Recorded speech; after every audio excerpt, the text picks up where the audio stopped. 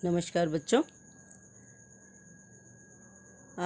आज हम करेंगे स्वर संधि का दूसरा भेद, दीर्घ संधि।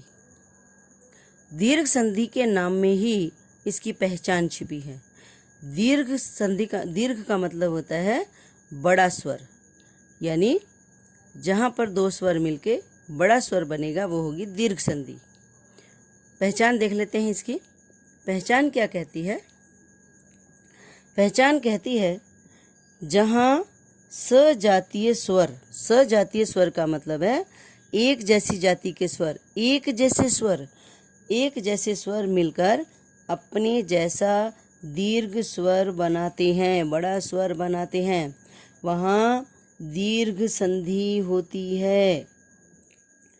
समझ आ गया? अपने जैसा, एक जैसे स्वर का मतलब यह है अ में अ मिलेगा, ई में ई मिलेगा, ऊ में ऊ मिलेगा, तो बन के बड़ा ही बनेगा, इन्हीं के जैसे। यानी अ में अ मिल गया तो बड़ा अ बन गया, ई में ई मिल गई तो बड़ी ई बन गई।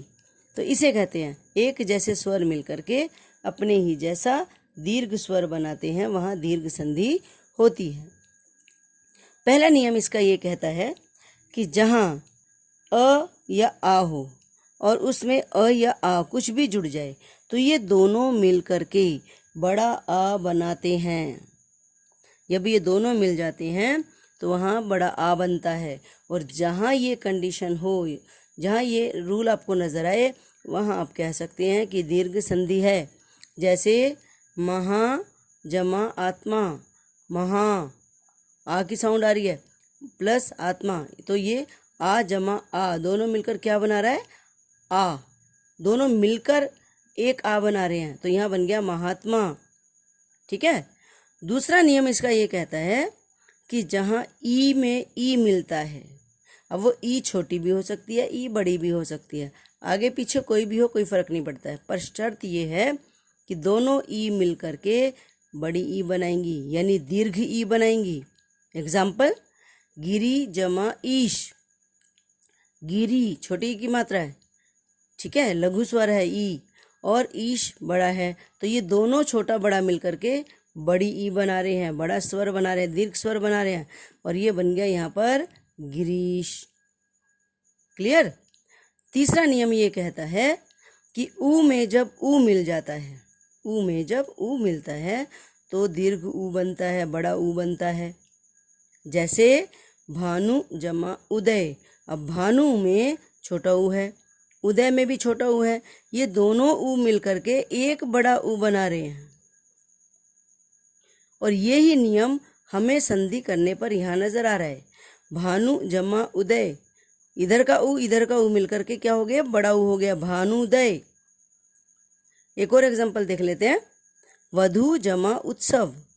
वधु में बड़ा ऊ है, उत्सव में छोटा ऊ है, और ये दोनों मिल करके बड़ा ऊ बना रहे हैं, तो यहाँ पर यही बड़ा ऊ यहाँ नजर आ रहा है, वधूत्सव। दीर्घ संधि के बाद हम कर लेते हैं स्वर संधि का अगला भेद, यानी वृद्धि संधि। और वृद्धि का अर्थ है बढ़ना, तरक्की, प्रमोशन होना। ठीक है, तो देखते हैं इसकी पहचान क्या कहती है। इसकी पहचान ये कहती है, वृद्धि का मतलब होता है बढ़ना, यानी जहाँ पर दूसरे स्वर की, जो पीछे स्वर आ रहा है, जो स्वर जुड़ रहा है, उस स्वर की वृद्धि हो जाती है, वो बड़ा हो जाता है। ठीक है। पहला, जहाँ अ और आ के साथ अगर ए आए, आई कोई सा भी आ जाए, वो बड़ा ए हो जाएगा। क्योंकि दीर्घ संधि में तो हमने ये कहा था कि एक जैसे स्वर मिलेंगे और अपने जैसा ही बड़ा बनाएंगे, लेकिन वृद्धि संधि ये कहती है अ के साथ जो जुड़ेगा ए, वो बड़ा होगा। एग्जाम्पल में सदा जमा एव, सदा, आ में ए जुड़ रहा है, और ये दोनों मिल करके बड़ी ए बना रहे हैं, तो यहाँ पर ये बड़ी ए नज़र आ रही है, सदैव में बड़ी ए नज़र आ रही है, सदैव, तो दोनों मिल करके बड़ी ए बन गई, यानी इसमें ए की वृद्धि हो गई है। ठीक है। दूसरा नियम ये कहता है कि जहाँ अ और आ में अगर ओ और औ मिल जाए, कोई सा भी मिल जाए, तो ये दोनों मिल करके बड़ा ओ बनाते हैं, यानी औ बना देते हैं। जैसे दंत जमा ओष्ठ, दंत अ और ओ दोनों मिल गए और बन गया औ, दंतोष्ठ।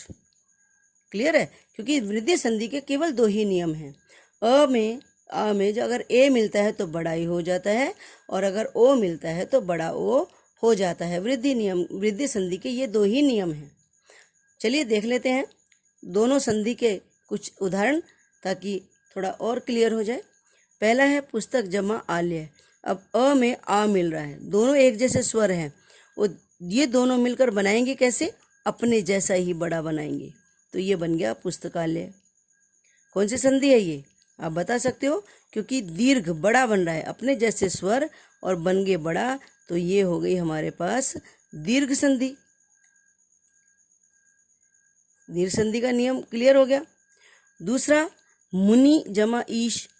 ई में ई मिल रहा है और बड़ी ई बन रही है, तो एक जैसे स्वर जब मिलते हैं और अपने जैसे स्वर बनाते हैं, तो ये भी क्या है? ये भी दीर्घ संधि है।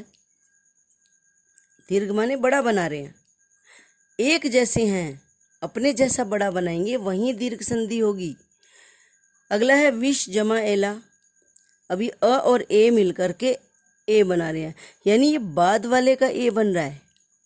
तो जब ऐसा हो तो ये हो गई हमारी वृद्धि संधि। बाद वाले की वृद्धि हो रही है ना, तो ये हो गई हमारी वृद्धि संधि।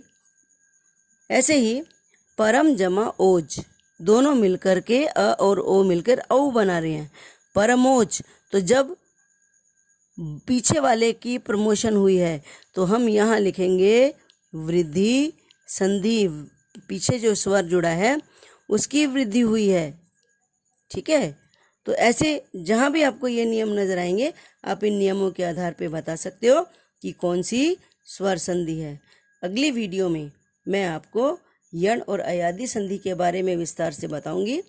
तब तक के लिए गुड डे।